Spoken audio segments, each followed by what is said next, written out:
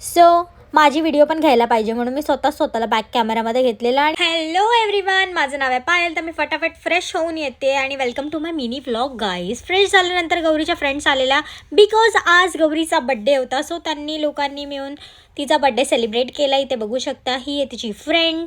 So अशा प्रकारे त्यांनी छोटंसं सेलिब्रेशन केलं आणि आम्ही निघालो होतो गौरीचा स्पेशल केक आणण्यासाठी. आणि हा आहे आमचा नेरळचा गेट जो सारखा पडत असतो. आणि हा इकडे बघू शकता गौरीचा केक जो की आम्ही कस्टमाइज करून घेतलेला. आणि गौरीचा बड्डे होता आणि इथे मी अशा प्रकारे रेडी झाली होती.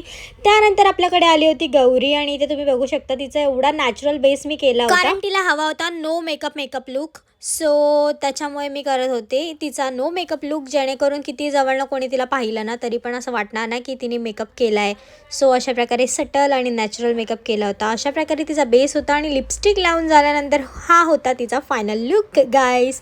तुम्ही बघू शकता किती नॅचरल आणि न्यूड मेकअप होता. त्यानंतर आज माझ्या मम्मीने बनवलेले थालीपीठ विथ लोणी. सो अशा प्रकारे आमच्या पप्पांनी लगेचच जेवायला घेतलं होतं. आणि ते बघू शकता ह्या दोघांच्या गप्पा.